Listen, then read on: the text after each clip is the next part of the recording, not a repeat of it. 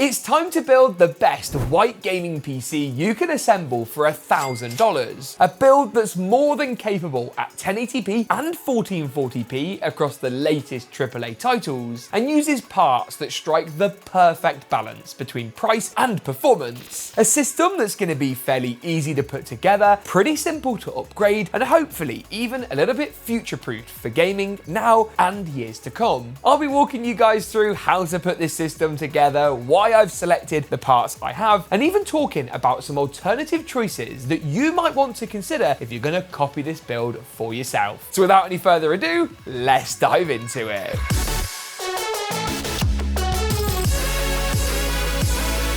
The GeekaWhat Aorus Master 16 is here with a 240Hz 2560 by 1600 display, up to an RTX 5090 laptop GPU with a staggering 24 gigs of VRAM and Max-Q technology. The choice of CPU spans up to a Core Ultra 9 275HX2 with a turbo of up to 5.4 GHz and 24 cores for maximum power. What's more, there's also up to 64 gigs of RAM and room for a Gen 5 NVMe drive for the ultimate in storage speeds. Learn more at the first link in the description below. Now I want to start off by talking about the idea behind today's gaming PC build. Now $1,000 is a price point where I've built literally hundreds of gaming PCs over the years, and I genuinely believe it's enough to build a high performing system that will serve you well for years to come. With an increase to the number of high quality white components hitting the market, I've also gone for a white colour scheme today, but I'll also link an identical set of parts that are of the black colourway in the description below. You really can do this build however you please. Now I want to start off by talking about the CPU and GPU combo, and then I'll run through the rest of the parts as I put this system together. Now the reason I want to talk about these before actually building the PC is because they're the most important components to get right. I've made loads of videos talking about the best CPU and GPU combo, and get that combination right and your whole build is pretty much set up for success. Of course there are other mistakes you can make, but if you get this right, it's a really great start. Now for graphics cards, there really is only one choice for a $1,000 build in my opinion, and that's the AMD RX 9060 XT, but crucially the 16GB model. Now in order to explain why this is good, we need to talk about the cards you just shouldn't buy. The RTX 5060 is a little cheaper, but only gives you 8 gigs of video memory. The 8GB 9060 XT is also a little cheaper, but has the same problem, while Nvidia's 5060 Ti is too expensive, and again the 8 gig version doesn't have enough VRAM. Now VRAM is something you'll hear people talk about a lot, and it's been a big controversy recently. The long and short of it is that 8 gigs of VRAM is just not really enough for high-end 1080p and especially 1440p gaming. And if you look at titles that we're all really excited about, like GTA 6, having a card with a few gigs less VRAM than you really need is something that could really hurt you down the line. Now the 9060 XT, the 16 gig model, has plenty of performance. It beats out the RTX 5060 very comfortably and provides comparative performance to Nvidia's 5060 Ti at a lower price. Now this particular PowerColor model is a really rather nice design and actually comes in an all-white colour scheme. I must be honest with you, the graphics card really is the only part today I can think of where we're paying a bit more for the colour scheme. There's just a shortage of white-themed AMD GPUs for some reason. Now this particular card has a 3-fan cooler, which is in all honesty a bit overkill really for the 9060's thermal output. You get a nice metal backplate which helps with the card's rigidity and strength, but it's pretty lightweight. This is not a card that's going to cause you any problems, and it's a GPU that just does a lot right. You check out some of the performance graphs, the numbers speak for themselves. AMD have done a great job with this. Now, as I say, this card is going to cost you a little bit of a price premium. I'll leave latest pricing and availability in the description below, but I think it looks pretty stunning. As far as the CPU pairing goes, I've gone for AMD's last generation Ryzen 5 7600. Now you could also go for the 7600X, and what both of these chips are going to do is provide similar gaming performance to the current 96 and 9600X at a lower price point. Plain and simple, the GPU is the more important component, and it's the area you should be allocating more budget, especially for $1,000, which is a more value-oriented price for a whole build in the grand scheme of things, especially when you're building a system around a $1,000 budget, which is a bit more restrictive. In terms of whether these components will bottleneck each other. Ultimately, yes, there's always going to be one part that holds the other back. They're both never going to be at 100% utilization. In reality, the graphics card is not going to be bottlenecked by the CPU at 1440p. You may see some mild bottlenecking at 1080p, but in all honesty, I think this pairing is a really great shout. Now, in terms of the other parts today, we can start actually getting this system built, and what better place to start than with the motherboard. Now, this right here is ASRock's B850M Steel Legend Wi-Fi. It's slightly controversial to go for a micro ATX board when using a full-size ATX case, as they can sometimes look a little lost. Thankfully today, the case choice later isn't on the big side, so I think it's going to be fine. And going for the micro ATX form factor is going to save us some money. I recently made a video all about how to pick the right motherboard, which you can check out in the cards now. Again, the really quick summary is that micro ATX boards do tend to be cheaper than their ATX counterparts. This board looks really visually very nice. It is simple. You only got like 2 SATA ports. Your rear I/O here is again a bit more basic. You still get your Wi-Fi antennas, our analog audios, 2.5 gig Ethernet and some high-speed USBs, but you've only really got one USB-C port. Your onboard connectivity is just not that expansive. But for a gaming PC build, this is all we need. Inside of the motherboard, I'm going to start by installing the Ryzen 5 7600 processor, and that's easy enough to do. You just need to locate the little triangle on the CPU socket and match this up with the triangle on the processor. So you can see here, it's in this corner just here. All that then needs to happen is the arm needs to be pushed down and out, the socket cover will actually pop up, and then the Ryzen processor will drop into place. Again, as long as your triangle's lined up, you're going to be fine. Give it a gentle wiggle just to make sure that positioning is a-okay, and then add the arm down. For the RAM or memory in today's build, I've gone for this Team Group kit. This is the T-Force Delta. The reason being, it's marginally cheaper right now than Corsair's White Vengeance RGB kit, which I would have otherwise used. If you're looking to really scrimp on the budget, you could drop down to a non-RGB kit. That's going to save you around about 10% on the cost of the memory, but in terms of the remainder of the build, isn't going to move the needle too much. Now for RAM, we need to push back the clip on the slot and just line up the notch on the RAM with the notch on the motherboard. Apply a bit of pressure, it will click into place on both sides, and I think this Team Group kit really matches with the style of the build today. The final thing I'm going to install while talking about the motherboard is the SSD. Now this is Crucial's P3 Plus. Specifically, I've got here the 2TB model, but in order to keep to $1,000, you may have to drop down to the 1TB. It all depends on the GPU cost, which we're going to talk a bit more about later. Now, this drive is more than good enough. It's a Gen 4 drive, so it provides plenty of speed, really, for a gaming system. It's got good reviews. We've tested it, been pretty impressed with it, and crucially, it comes in at a really good price point. Crucially, no pun intended. Oh, brother, this guy stinks! Now, in terms of installing it, we're going to be using this very top slot just here, and you will need to swap out your large screwdriver head for one that's a little bit smaller. We're going to unscrew this M.2 heatsink. There we go. Screwdriver just about fits in that gap. Lovely stuff. Now, of course, make sure to remove this little film on the motherboard. That's going to help with the thermals of the SSD. This is a little thermal pad, which is going to take any heat from the drive and dissipate it onto the motherboard. Push that down, just get it all lined up. No fancy toolless slots for us today, as of course we are on a bit of a cheaper motherboard. And then screw it in, which is easier said than done. I feel so spoiled with all of our toolless M.2 drives nowadays that it's like, feels really unusual to be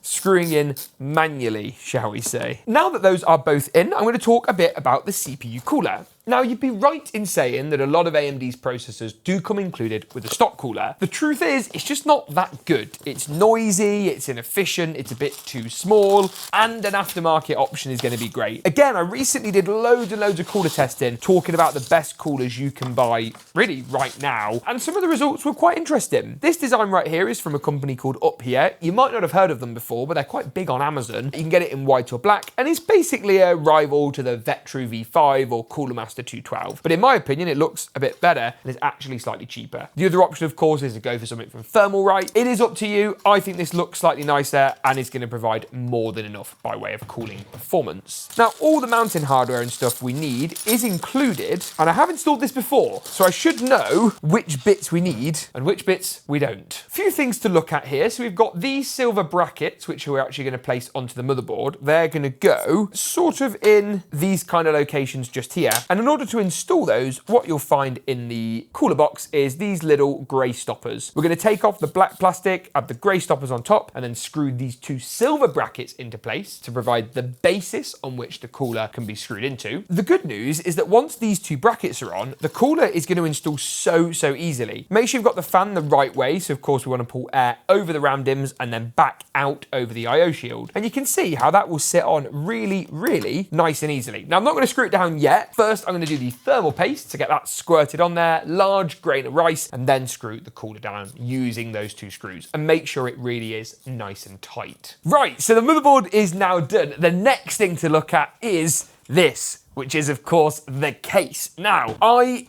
was really excited when I first heard that Lian were bringing this out, which is their V100R, because Lian just make amazing PC cases. I think we all know that. Some better than others, but generally they're all pretty good. And this is a budget-oriented chassis. Now, I looked on Newegg at the time of filming, and you can buy this case for just $79 with the 4 fans. That's 3 reverse and 1 exhaust, all 120mm. Now, you get the cool little power supply shield, the side-mounted I/O, the tempered glass is actually cut at an angle, which I think looks pretty awesome, and of course allows for those intakes. It's not too large, the build quality feels pretty nice, all of those panels are completely toolless, and even better than that, it passed the Geeka PC test. And what I mean by that is we're going to offer this system pre-built, if you want to buy it from us pre-built, here in the UK, just the UK for now, down below. I gave this to Jay, who does a lot of our building, and he was like, yeah, pretty good. And I like it too, so I'll leave that down below. I'll also leave individual parts links as well, so if you want to build this system, absolutely go ahead. We've also, I've forgotten a few key features, got this RGB integrated strip, which is lovely, reverse connect motherboard support, round the back, nearly all of the cables are white, nearly, just there's like 1 or 2 ones with like black ends, which is a bit weird. I think the only one we actually have to plug in is this one, as the RGB one runs up, I believe, to the integrated, is there an integrated RGB hub? No, so we do need to plug those fans up to the motherboard, but that's okay, because then we can sync it with the RGB on the I/O of the motherboard, which I think is that RGB? Where's the box gone? But the box is here. We can sync it up with the RGB on the chipset, maybe not on the top. Either way, I love this case, and Lian also have cool things like a nice little accessories box with all of your screws labelled and organised, ready to go. In order to install the motherboard into the case, what we do need to do though is check standoff locations. This case is designed by default for ATX motherboards. This is a micro ATX design. Now, in order to show you the problem, I have the fancy James cam. Let me take you around and explain the issue. So, how do you flip this thing? Oh. Triple.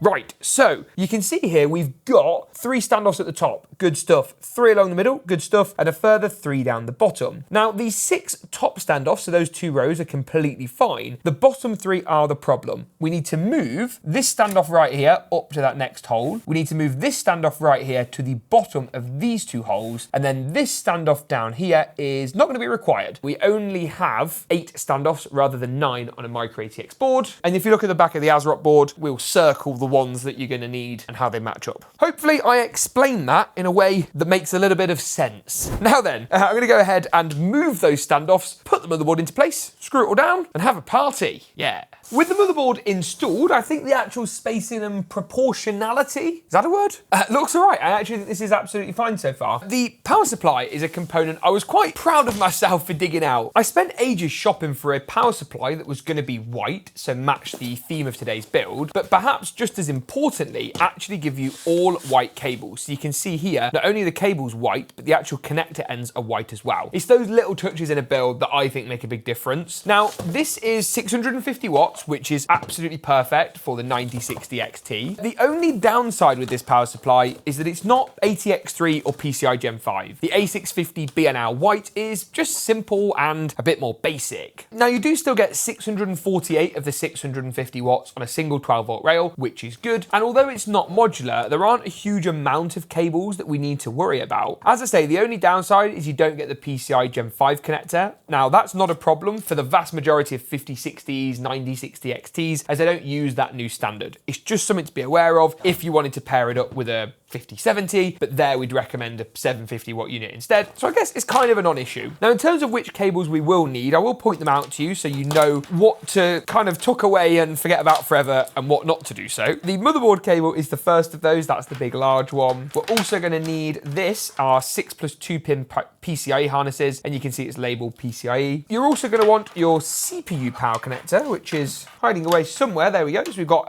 dual 4+4 pin CPU power connectors. We'll need those. And then the rest are just SATA and Molex connectors, which I don't think we're going to need. The RGB on the case all plumbs up to the motherboard, so that's going to power all of that kind of stuff. So I think we're probably all right on that front. Now, what I'm going to do is actually install the power supply, and this case has the advantage of mesh above and below the PSU, so we can, I guess, install it in whichever way we like. I'm going to go with a fan down orientation, as that's actually the way all of these holes seem to be aligned. Maybe Lian don't let you install fan up, which, if that is the case, is a bit of a shame. 4 screws to get that into place, and then I'm going to wire up the motherboard power cable to the right hand side and our CPU power connectors up to the top left. The HD audio cable to the bottom left, and then the USB Type-C and Type-3 cables both to the right-hand side of the motherboard. And with those all into place, it's finally time for the GPU. I am excited. I really love how this is coming together already. Like, I feel like a giddy kid at Christmas, which is cool. Now, I'm gonna remove the top 2 PCI slot covers. That's these 2 thumb screws up here. Ironically, they're called thumb screws. These are way too tight for your thumbs to take them out. So you will need to use a screwdriver. Keep these screws just to the side because we're gonna use them to actually fasten the graphics card in. The slot covers, on the other hand, we don't need those. I mean, you might want them one day, but I don't need them. And then I can push the clip back on the slot. Oh, it uses like a fancy mechanism. That's very clever. You just push it in or what? There we go.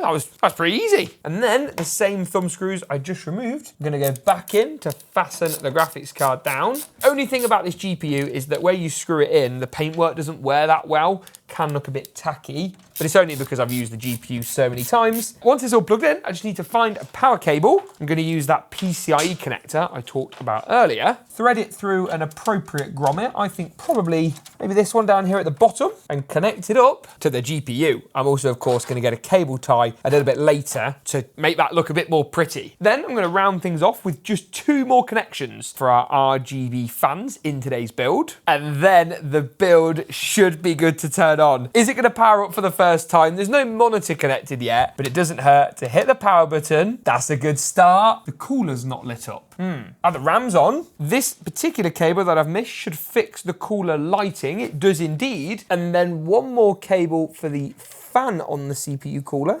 There we are.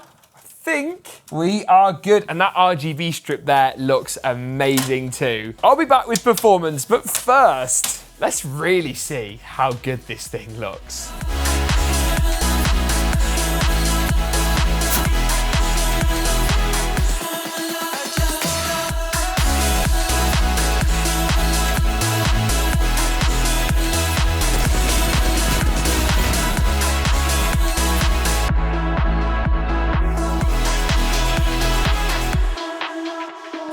A stunning all-white gaming PC build then that shows you haven't got to spend a fortune to get something that looks the part. But performance is really important too, and if you're gaming at 1080p and even 1440p, how does this system actually perform? Well, on your screen now is a summary of all the different games we tested, from Apex Legends and Call of Duty's Black Ops 6 through to F1, Fortnite and Marvel's Rivals. Now let's take a closer look first at some of the esports games. They're going to be really popular for those of you building a system like this, and Apex Legends is a shining example of what the 9060 XT 16GB can do. I pushed it up to 1440p just to make sure that we had a worst case scenario, and at high settings the build still pulled in over 200 FPS on average. In Call of Duty's Black Ops 6, the 9060 XT and Ryzen 7600 combo performed increasingly well too, over 100 FPS with 113 frames per second, while moving through to Fortnite at 1080p competitive settings still delivered a frankly astonishing 270